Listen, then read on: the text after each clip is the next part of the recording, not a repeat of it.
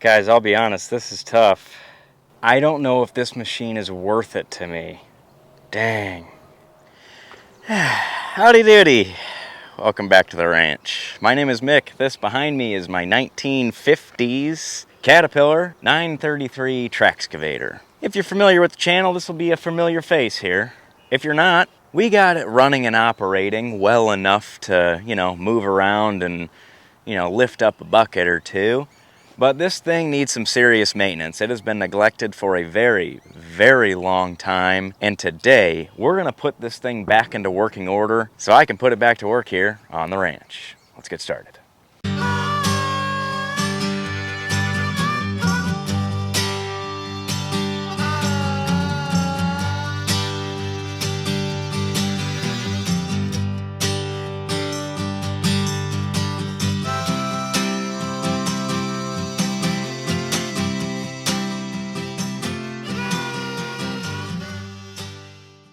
So like I said, if you've been following the channel for a little bit, you recognize this here unit. I am to the point now where I need this machine for some work around the ranch here.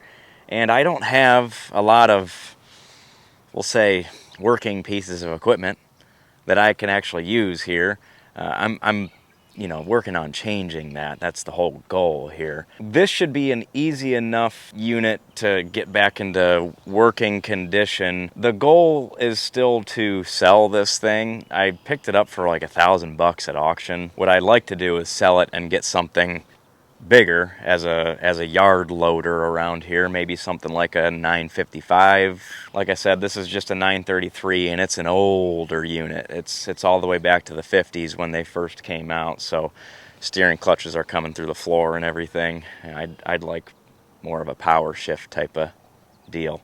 But for now, I need this thing and I gotta go through all the fluids. I got to change the filters, if you remember how bad the fuel filter is when I pulled this thing out. Oh my goodness. Yuck. And then, most importantly, I need to plug the radiator so I can actually get coolant in the radiator. I've actually used this thing a couple times, most notably to pull my skid steer out of a mud pit up front. And I did all that without a cooling system. I mean, it had fluid in the block for sure, but no circulation in the radiator. So it stayed cool for quite a long time. I had to shut it down and let it cool off at one point, but it stayed cool for an impressive amount of time. So that's what we're gonna do. Let's get this thing fired up and get it pulled onto the gravel here so I can drop the oil and drop the transmission fluid, because I'm pretty sure that's half water at this point. And then we'll dig into the radiator after that. Okay, let's throw 2 dead batteries at this thing and see what happens. This is a 24-volt system. If you don't know how that works, you could just look at the scratch drawing here in the battery plate that doesn't have a way of holding itself up. And you can clearly see that the negative goes to the negative and the positive goes to the positive. I don't know what they were trying to depict here. The easiest way to do it is just throw 2 batteries in, hook your negative to one battery, negative post, and your positive, hook it to the positive of the other battery, and then connect the 2 batteries, positive and negative, by a little jumper lead here. That's all you do. No need to overthink it. Secure it tightly with a yammer. And then our negative should make this system live. And we should be good to go. Let's see if our batteries got any juice in them, because they're old, but they're all I had. I tried putting them on the charger. Spider webs in here. Definitely gonna need a jump pack, I can tell you that much. Now this thing definitely loves the ether, that is for certain. So I just keep a can in here. It's actually kind of running low. This is the one that came with the vehicle.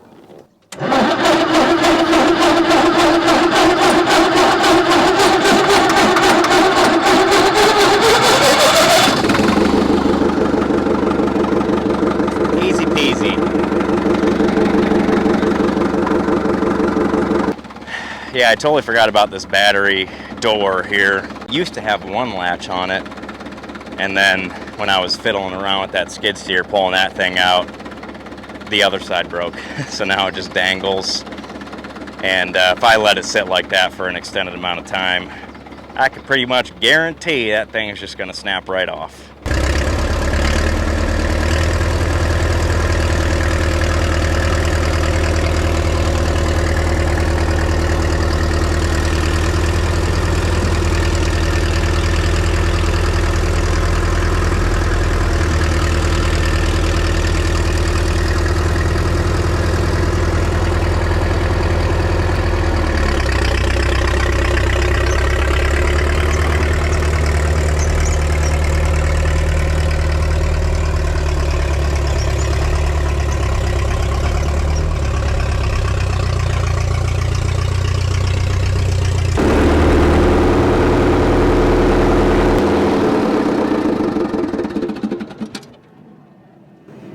All right, yeah, remember that left clutch and brake is, you know, she doesn't love to go, you know. I never cleaned my tracks when I was in that mud.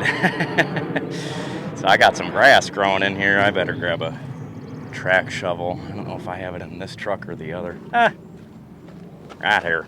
Yeah. You know what? I should have done this in the dirt. So I'm gonna start this thing back up, get it back in the weeds, clean the tracks off, and then bring it back and lift the bucket all the way up. Okay, tracks are clean, bucket is up, angle iron is in place, so I don't die today, hopefully. Hot.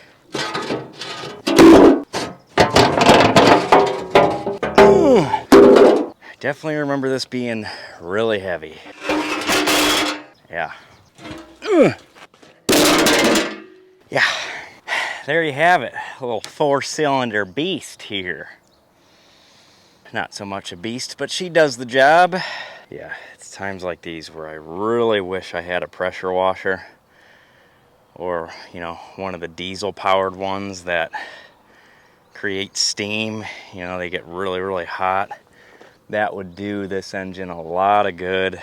Unfortunately, I do not have any means of pressure washing around here. So unfortunately, this is just gonna have to stay a heaping pile of grease for now. Maybe at some point I'll be able to load this on a trailer and take it over to work and do some work on it, but this thing is probably last on the list for getting a good cleaning, if I'm being completely honest. I'm hoping that my ownership with this thing isn't too long, because I'd like to make some money on it and get something bigger and a little bit newer. So before I get this filter housing off for the fuel, I want to drop below and find my drain plug on the bottom of the pan, maybe weasel around and see where I can drain the transmission as well and get all that drained. I'll leave the plugs out for a while just to let everything come out that needs to, you know. And then we can hop back up and look at the fuel filters. So let me crawl underneath this thing, see what we're looking at. Don't you love when you start one project and then you immediately divert to fix another that you need to fix the other? I was working on the skid steer for like the past 2 hours. Just burn up my day there. Without further ado, I'm gonna jump down below, drop the pan so I can drain the oil. I have no one to be mad about the skid steer breaking other than myself, because it was a project that I did. I must not have tightened up the pin to the quick attach tight enough, or maybe I needed to put Loctite on it. That probably would be a smart move. With this being a solid tire machine, she gets bumpy. Knocked my nut loose and had to find a new one and washers, and then I decided to take my time to fix the controls because they were a little uneven and yada yada yada. So anyway, all right, back to the project at hand. These bolts look really rusty and crusty, so I don't know how lucky I'm gonna get.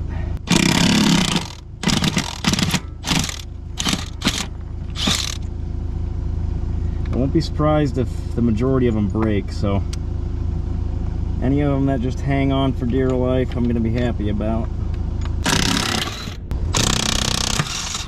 That one broke.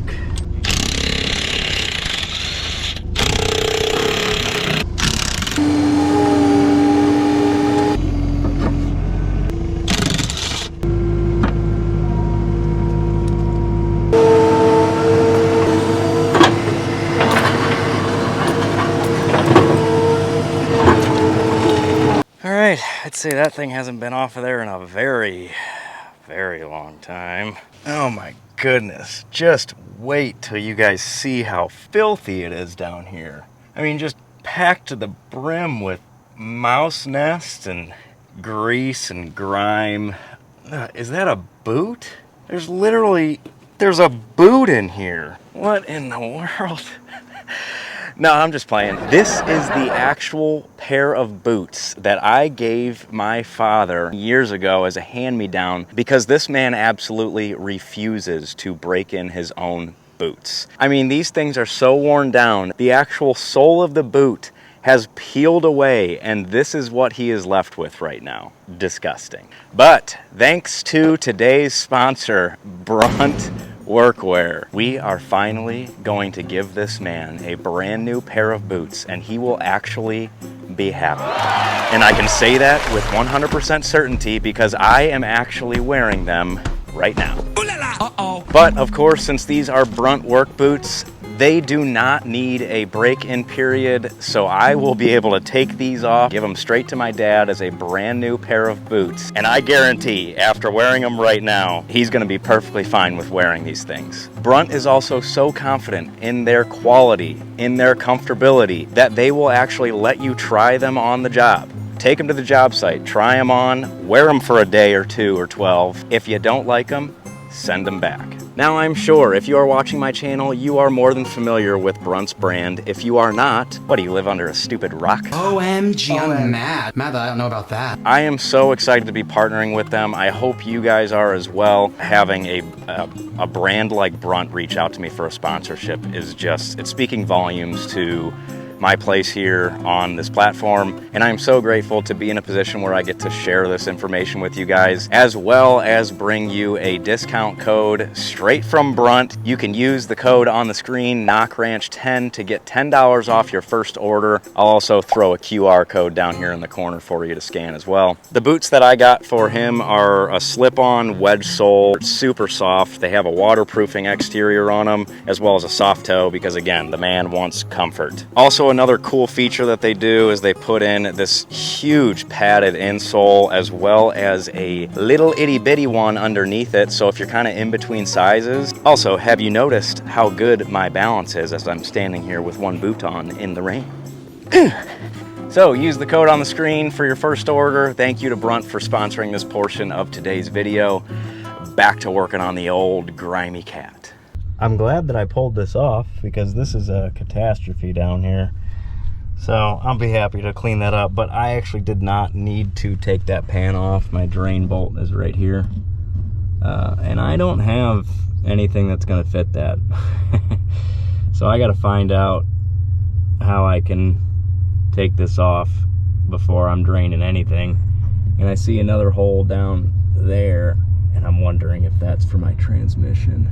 So while I still got some time today, I'm gonna go ahead and take this nose off, see if I can't see what my drain plug situation is with the radiator. If you remember, put some water in this thing and it just dumped straight out where the plug is missing. I'm hoping that's the only leak that I have, because that's just a matter of getting a plug for it and replacing it. My worry is that once I plug it and fill it, I'm gonna have a leak somewhere else. That's how it tends to go. But let's get this thing off, see what we see.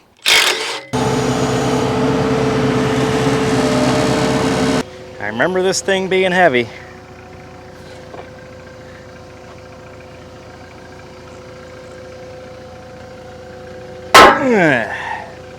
Yeah, this radiator looks rough.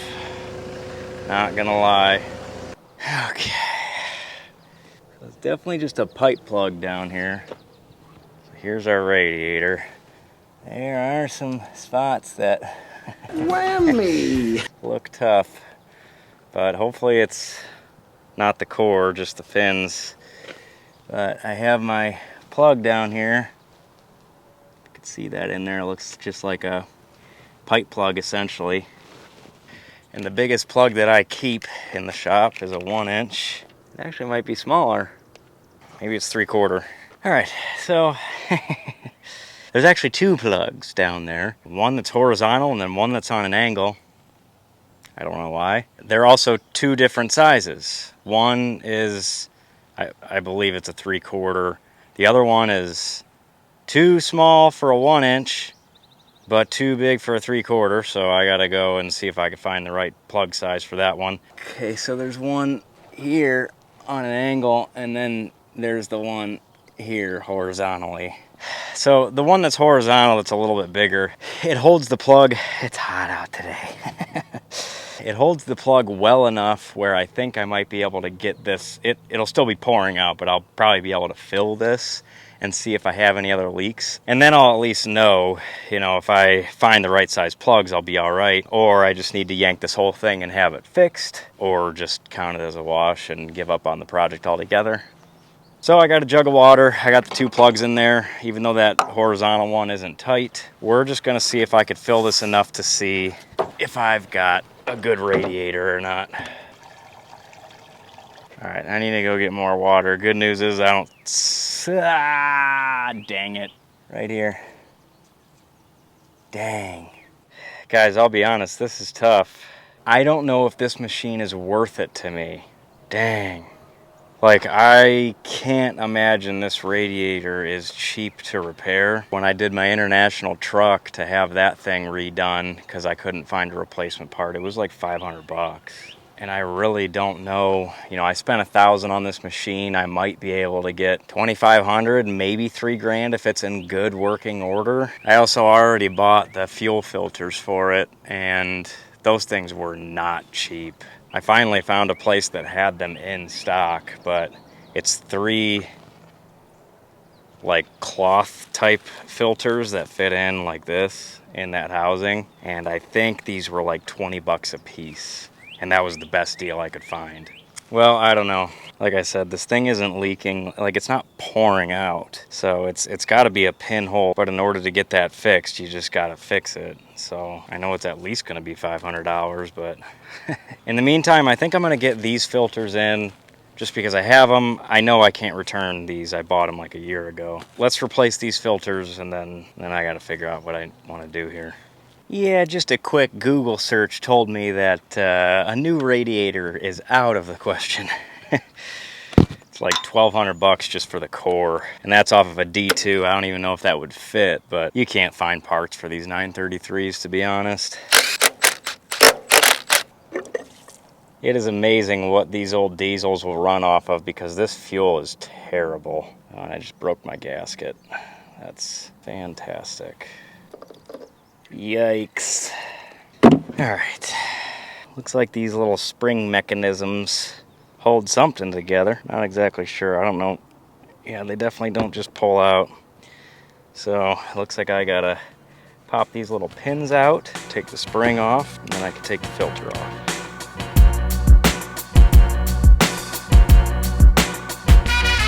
What's funny is you look at the core, and it actually isn't that bad.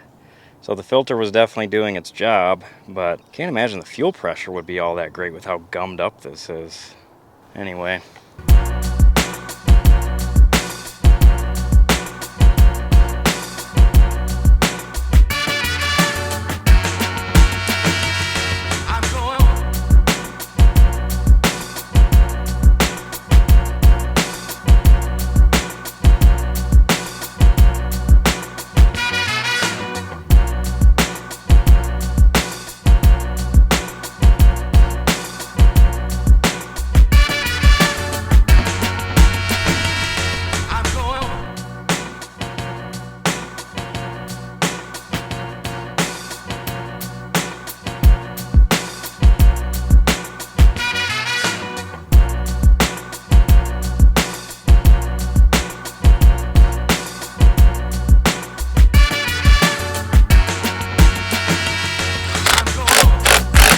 Okay, with that done, I got some research and contemplating to do. So I'll meet you back here when we get back on it.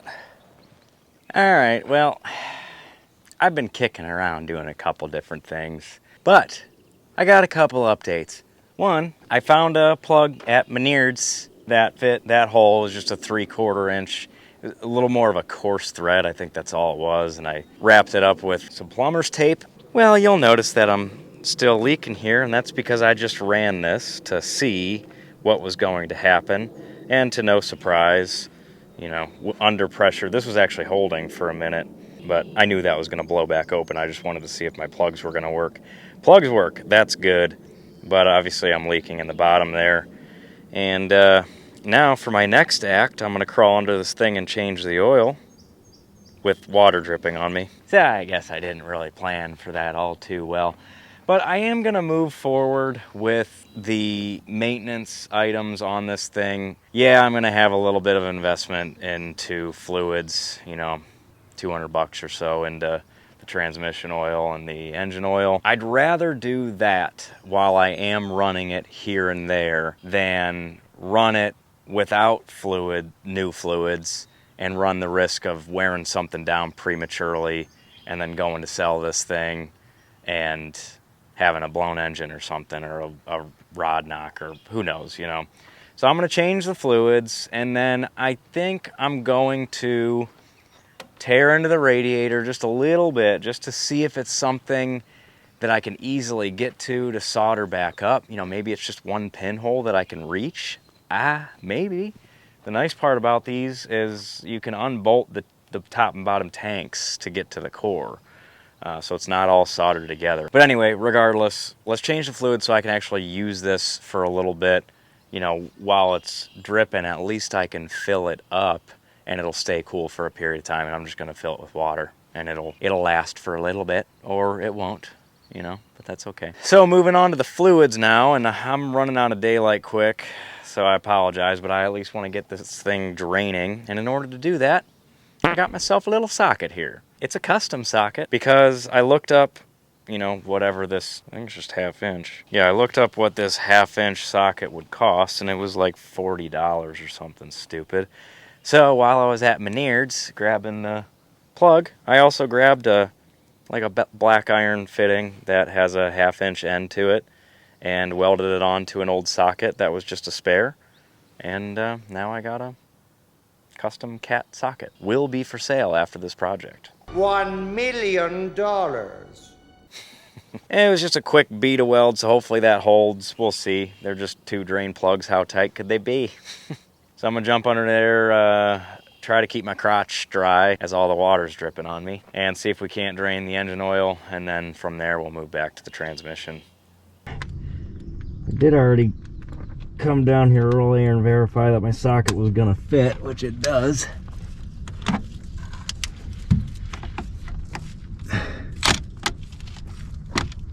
Okay. Yep, there we go.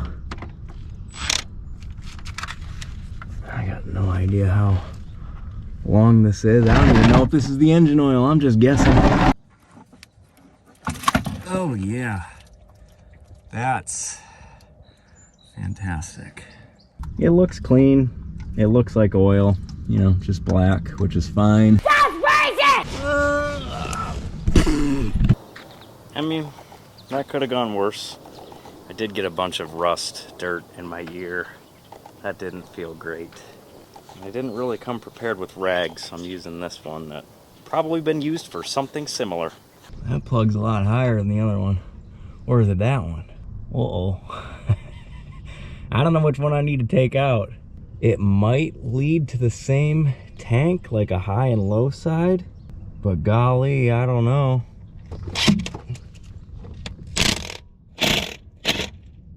Oh yeah. Milky for sure. That's all water. Yeah.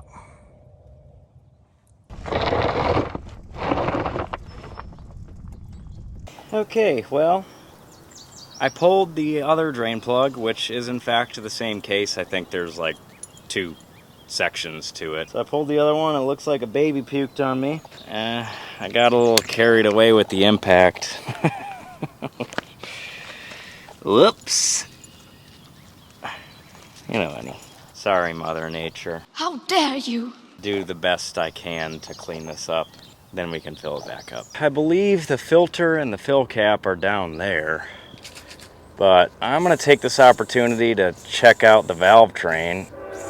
So I'm going to take this valve cover off and just fill it this way. I broke my ratchet. Now I'm just trying to limp along with this thing.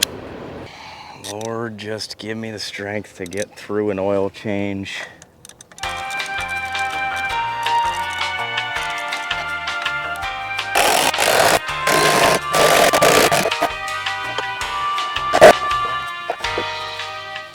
Okay, drew two of the studs out, but whatever. Man, what a disaster. Holy. I don't know what this valve lash is supposed to be, but that seems like an awful lot. An awful lot. I'm gonna look it up. It's easy enough while I'm in here just to grab some feeler gauges and tighten these up. I'm just about out of daylight, so I'm gonna clean up out here. I'm gonna look up the spec on what that valve lash is supposed to be and the pattern, and then I'll get back to you tomorrow when we're filling this puppy back up. I lied. I actually got the oil sitting right here and it's open, and I was gonna use the 5-gallon jug to empty my transmission oil into. So I'm just gonna fill this thing up now.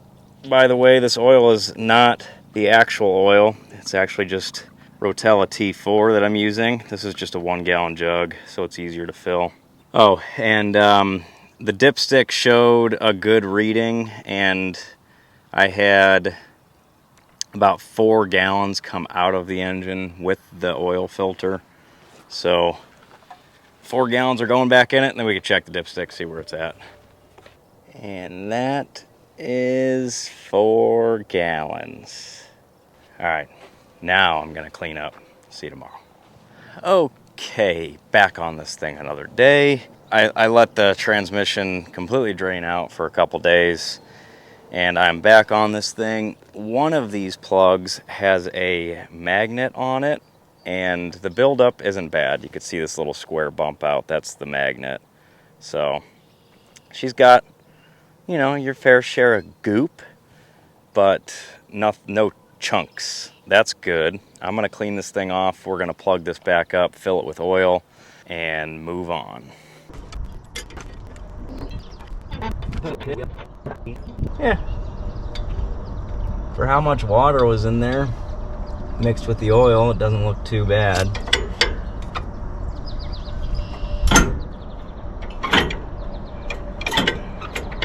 I only have 2 gears. I only have reverse and second. It's just that one shaft that's moving. So I'm gonna fill this thing back up and see if I can't wail on this a little bit to get it to shift into any other gear other than second and reverse. Not the end of the world if I only have second and reverse, but it'd be nice to have all the gears. There we go. I believe I took somewhere in the neighborhood of 8 gallons out. I don't know if that's correct. I'm just gonna put 8 gallons back in and see where it shows up on the dipstick. I'm gonna load this thing up maybe with 7 gallons, check the dipstick, go from there. Whoa. Oh, by the way, I'm using 80/90 weight, which I don't know if that's right, but it's probably close. Wow, I doubt you can see that, but I am nothing but net right now. That is so satisfying. Like, I don't even think I'm touching the funnel. I hope I'm not leaking either, because this is about $100 that I'm just dumping in without even checking. Whoa.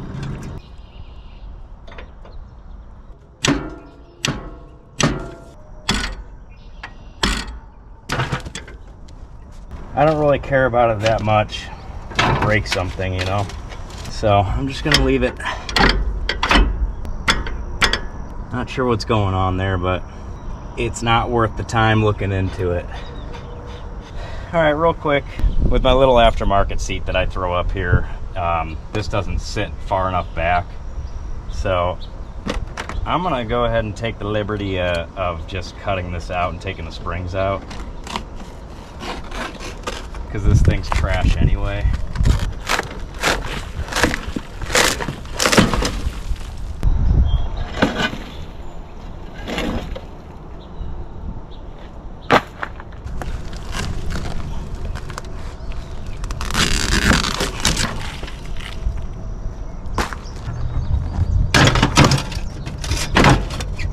See that? Good enough.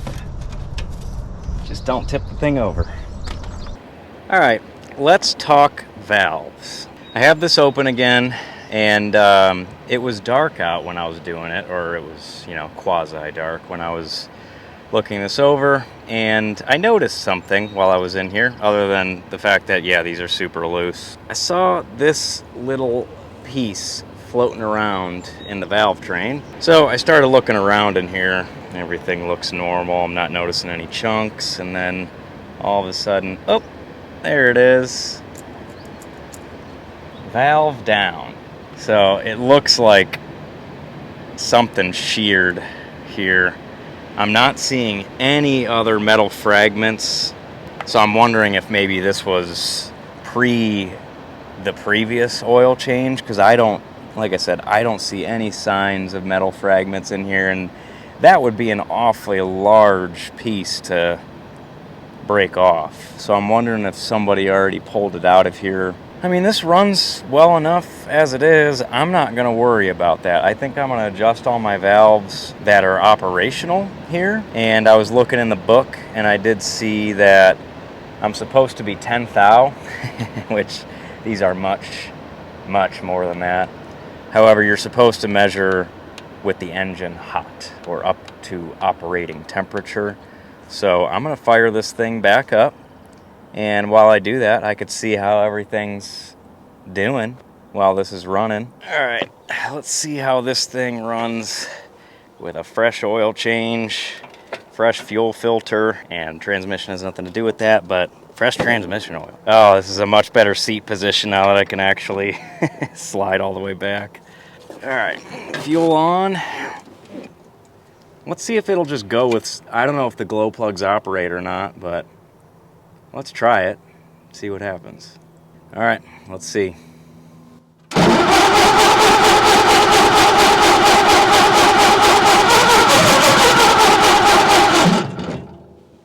That was very close, which this thing has never started on its own, always struggled. I would imagine the big part of that is fuel filter. I also have a good set of batteries in here, so let's do some glow plug again, because that probably did something. And let's see if we can get this thing to go without starting fluid. That would be fantastic.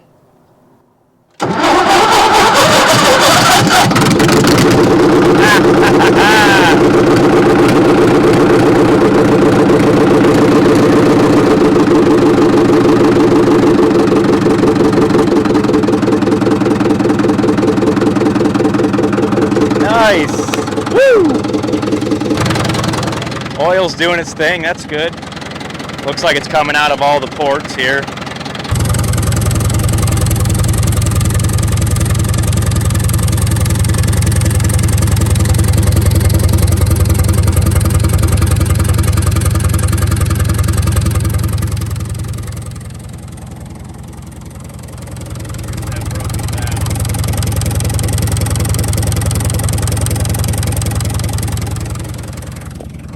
Doing its thing. It might be partially, you know, opening and closing enough to still operate, maybe.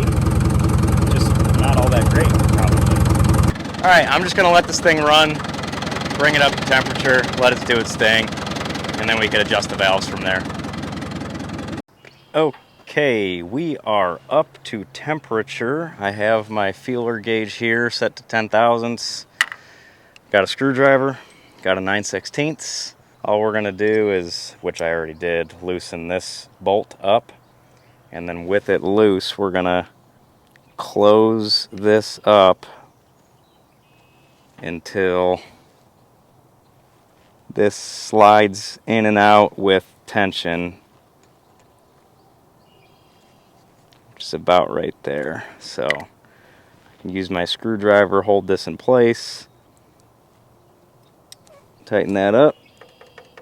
That is our valve lash, which now with that one set, we can run along and do the ones that are open, and then I can turn the engine over so the other one's open and adjust those accordingly. And then once we do that, I bet you this thing is going to be a lot better at starting, because like I said, it would not start without starting fluid before. I think fuel filters was a big part of that. Time of year is another one. But I remember I started this, you know, back when I did my Willet run on this, it was hot out, and it would not start without starting fluid back then. So I bet you a combination of this and my new fuel filters, this thing's probably going to be running like a top, other than that one valve that isn't really doing much. But all right, with those adjusted, let's see how this thing fires back up. Theoretically, it should do pretty well.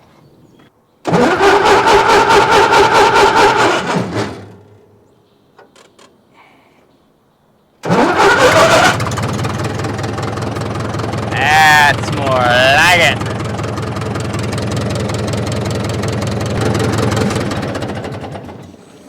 All right, I'm gonna button everything up for now because I'm gonna come back. I gotta use this thing, so I'm not gonna worry about the radiator right now. I'm gonna get the belly pan back on, my valve cover, top this thing off with water, and then I gotta start using it for a little bit. We can come back on another day to finish this maintenance, or not finish it, depending on what we find.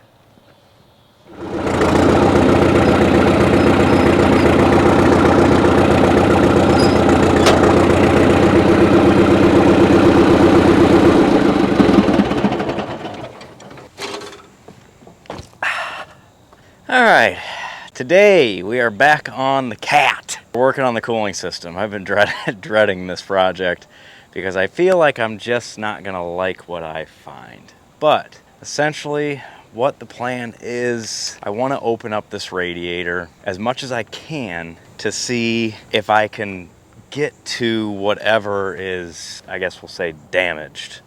You know, so I want to open it up, see if there's a possibility of me soldering back together whatever has a hole in it. I have a sneaky suspicion that I'm going to try and open this thing up and I'm not really going to be able to see anything. But there's only one way to find out, and that is by trying to tear this thing apart and seeing what we see. So there's, I think I've pointed this out, there's this series of bolts around this whole thing, which is what I'm hoping my ticket to getting to where I need to be is going to be. I mean, it looks like I can completely disassemble, you know, top tank off, leave the bottom tank there, maybe even lift the whole core out. I don't know for sure. What I do know is I need to take this guard off, which is just a couple bolts around the outside. It looks like there's a support here for the radiator. I feel like I'm gonna need my big impact for some of these or all of them.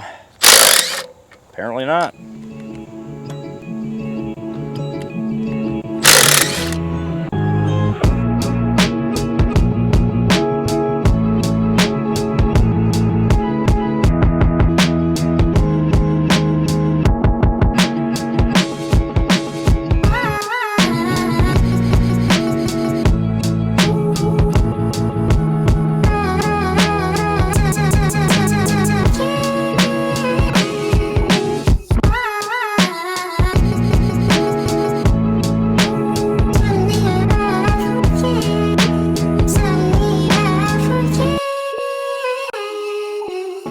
This thing rotted. It's packed with crap in here.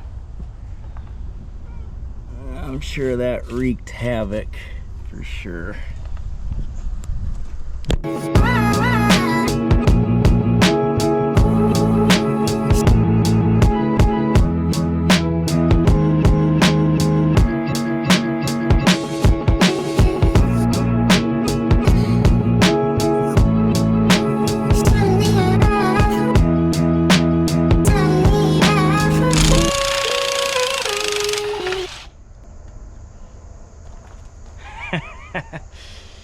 I mean, it works.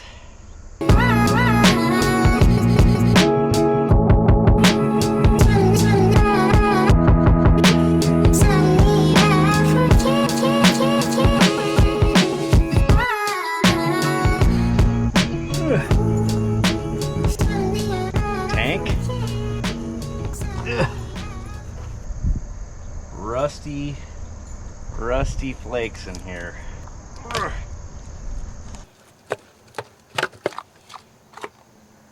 Alright, so here's my plan. I did figure out that I can take the core out, which is great news. The bad news is I really don't know if I'm wasting my time here. I don't know how much magic my local radiator shop can work.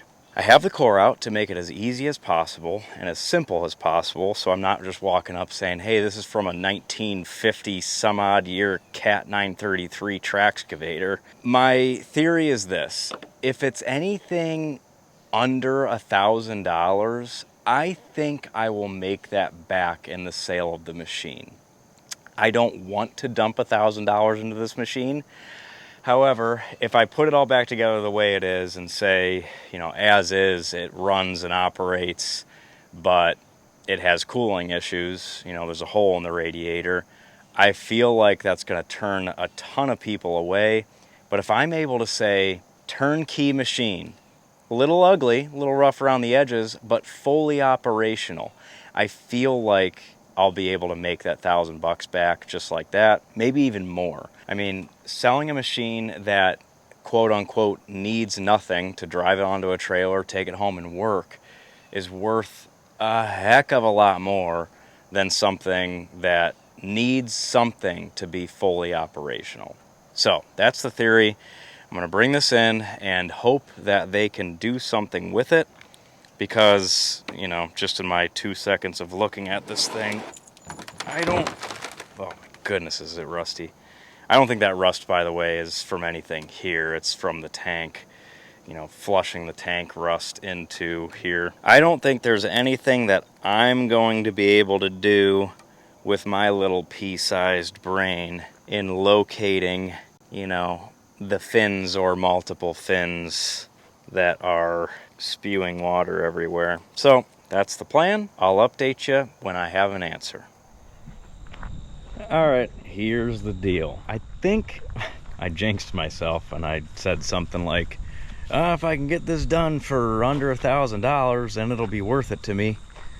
And the radiator core on that machine runs $950 plus tax. So it's gonna be $1,000. The guy told me he would make the gaskets for me for free. It's just cork gaskets, and when he gets it in, he'll take his bulk material and trace it out and do that for me, which is great. I'm hoping I don't need to do anything else other than buy a couple new bolts to bolt the thing back in.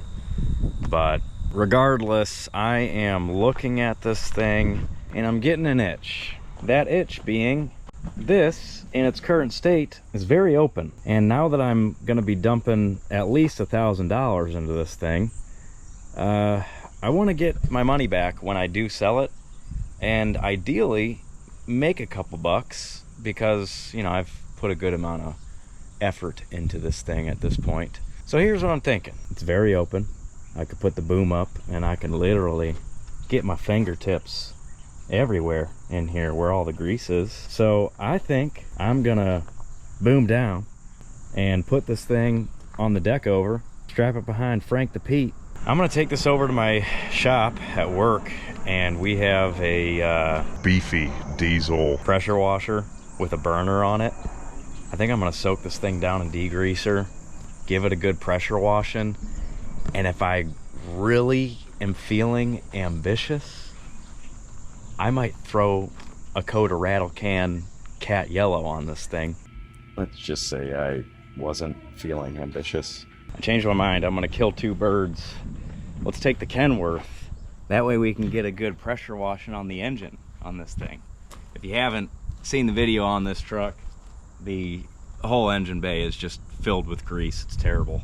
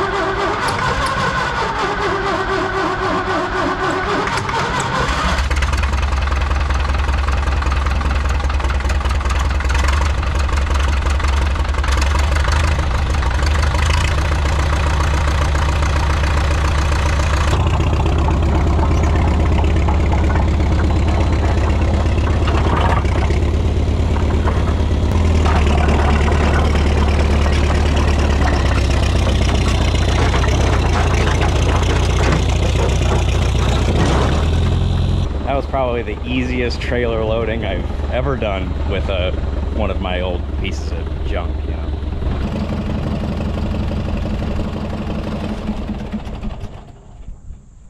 All right, let's cinch her down, and I'm gonna change my clothes because I have a feeling that this whole process is going to be an absolute mess. So I'm gonna put a onesie on, and then we'll get on over to the shop.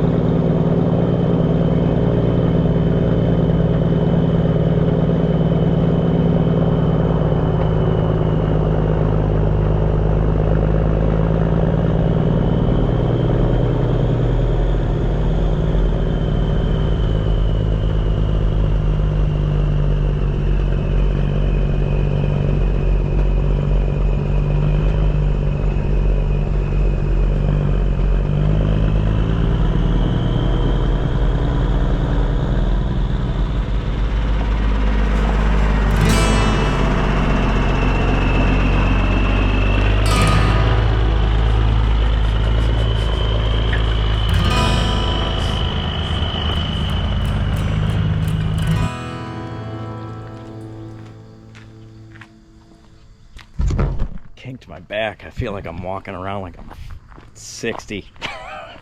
No offense. I'm dying.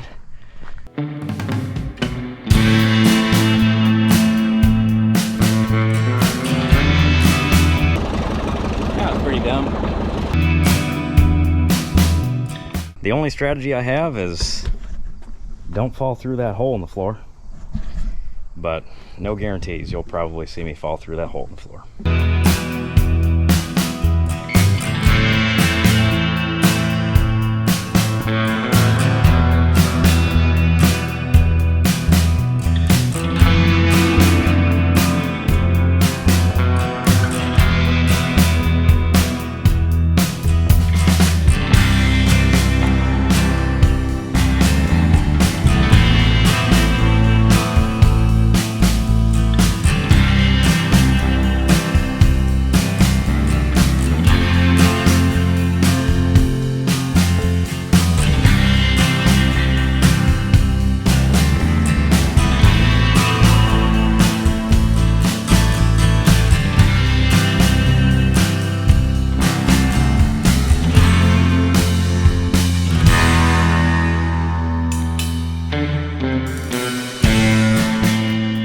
How do we look?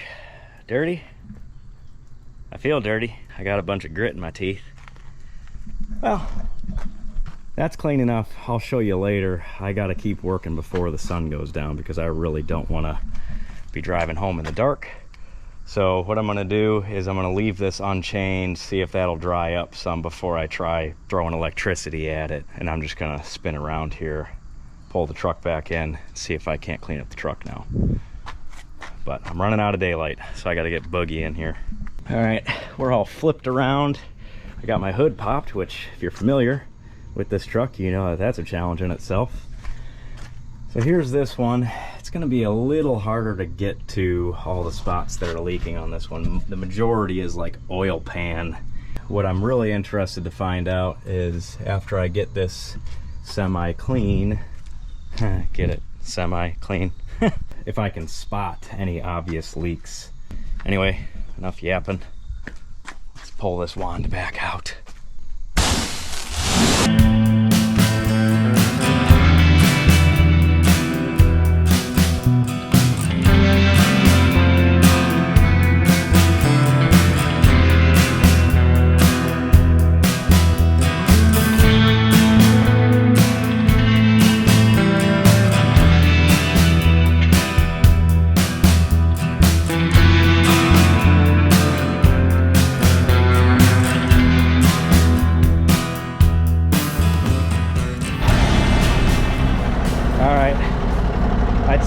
good. I need to clean up because I still got to clean the whole concrete pad here. So I got to get moving, but I got most of that green paint off.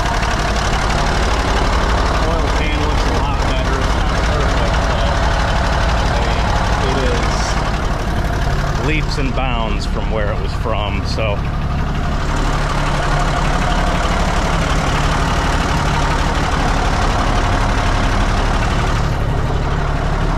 call that good. I gotta get the hood shut. I'm gonna move this thing off the pad, fire up the cat, lower the bucket, change it back up, get on the road. Let's go. All right, we are back on this thing. We got a brand new radiator. And if you would have asked me 3 weeks ago if I ever thought I'd be sinking the money into this machine, into a brand new radiator core for it, I would have told you no, is what I would have told you. No, I would not. But here we are. I think that I'm going to see that money back in the machine when I go to sell it. I just don't think listing it as a machine with a blown radiator, so it doesn't fully function, you know. I don't know if I'd get the 1,800 bucks back that I have into it, plus fluids and filters. But I think if I sink another 1,000 bucks into it and have a fully functional, now cleaned up piece of equipment, I bet you I'll get, you know, the 2,800 and then, you know, plus filters, fluids, call it $3,000. I bet you I can get that back. So I think it's going to be worth it. What happened with this thing was I was on the fence about doing it. I just went on Google and searched in the Cleveland area industrial radiator repair, and I landed on Hellman's Radiator in basically the old Brooklyn area. Come to find out, after talking to the guy, he services all of the equipment and truck radiators for the company I work for. He made me a really good deal. He ordered the core for me, which was $960 plus tax, and I told him, I said, if I'm spending any more than $1,000, I'm just gonna leave it as is. I'm not gonna touch the machine. So I said, you know, order the core and I'll put it together myself. Oh yeah, that's fine, you know. And then a couple days later, he said, hey, your core's in. Do me a favor, bring in the tank and the bus bars and the side pieces, and I just want to make sure everything's gonna fit right and blah blah blah. I'm like, okay, so I bring it in. He goes, give me a couple days with this thing. Okay. He painted it, cleaned it up, cut new gaskets, sent me home with a bottom gasket for the tank that's still on the machine, sent me home with the grade 8 hardware to piece the rest of it back together, put it all together for me, and he did that for free. I paid him in cash and gave him an extra $100 for, you know, the little bit of labor he put into it. And again, I just want to shout him out because the guy did me up right. Did me a big favor there, so I'm very appreciative. So if you're ever in need and you're in the Cleveland area for any sort of industrial radiator work, if he doesn't do any automotive stuff, give him a call. Hellman's Radiator. Did a great job too. Real nice guy. So unfortunately told him, because he asked, he goes, hey, what direction do the sidebars go with the whatever these are, these rubber mud flaps? And I didn't really know he was going to be putting it together, so I guessed and said, I think it's the fan side, and I was wrong. So these side pieces are backwards, so I'm going to take these off. I think I can just take them off and flop sides so they're oriented in the proper direction, and then I got to figure out a way to get this thing lifted up and in place without bending my core tubing here. So one step at a time, though. I think I'm going to go ahead and maybe while the side pieces are off, it might be light enough for me to handle by hand, and I can set it onto the gasket and then put my side pieces on. I don't know, let's see. But let's get this loosened up first. It's all 9/16 hardware. Sorry the camera shot isn't all that great, but unfortunately it's just sitting in the back of my truck right now, and it's too heavy to move. So here we are. Let's see what we can do.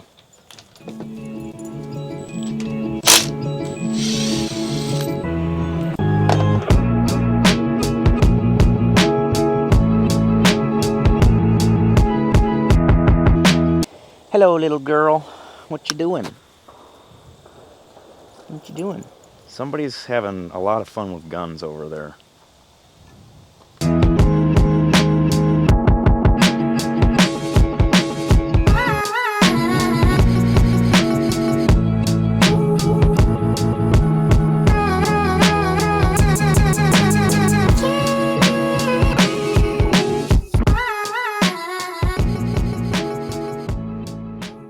now we are done.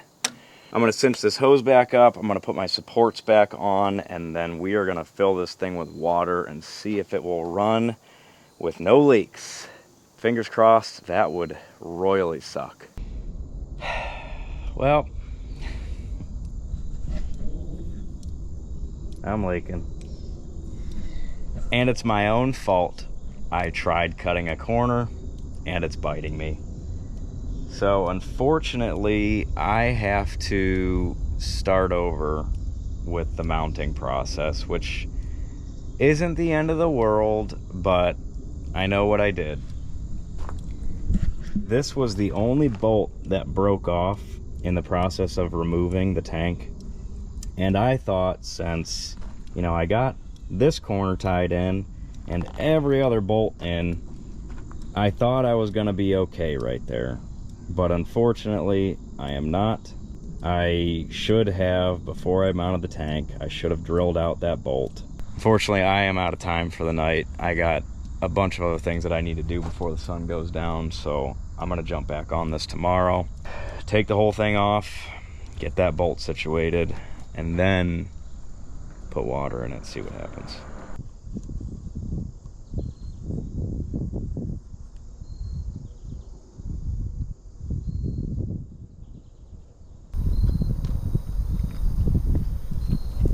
I don't know if a high temp silicone is the proper thing to do, but I don't care. I'm not taking any chances.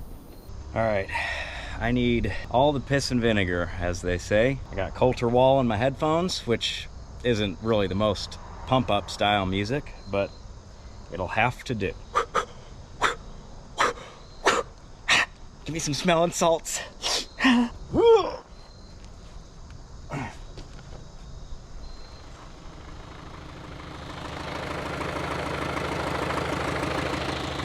Well, what do you know? This thing has actually been sitting here for a couple weeks now. She's fixed. We are running like a top. We're all cleaned up. I can actually read my fuel pressure gauge. Also, something that I realized after I had this all cleaned up, I think this is an hour meter down here. 4,765. Radiator's holding perfectly, not leaking, except for my plug that I still haven't fixed, but that's on me. This thing is looking great. Feels good. So, that is a wrap on the Cat 933. And boy, am I relieved to have this thing in actual functional condition, because I'm gonna be flopping it over to the other side of the property. We got a tear down to do. I gotta rip down that old garage, and this thing is going to make quick work of it. It's a masonry block building that I don't know if it's solid filled block or not.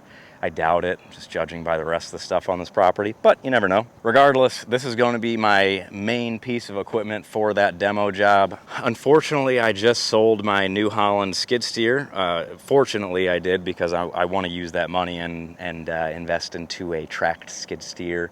But unfortunately for me, timing couldn't have been worse, because I would like to put a grapple bucket on the front of a skid steer to clean up the roofing material and get it in a dumpster and all that. So probably gonna rob and beg, borrow, steal from my employer, see if he'll toss me a skid steer for a weekend.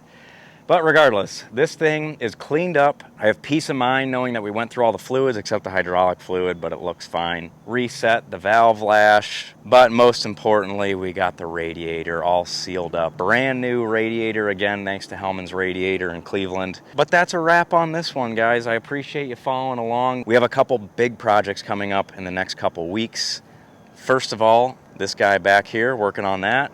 and then another big surprise project that I am so excited to get started on. So looking forward to it. If you like the video, please do me a favor, like the video, share it, subscribe to the channel, all that fun stuff. Follow me on Instagram, Facebook, and the TikTokies. You can also hype up the video to help push it along in the algorithm if you're on a mobile device. And with that, I will see you all in the next one. But always remember, don't be afraid to grab that wrench and get after it yourself. We'll see you next time.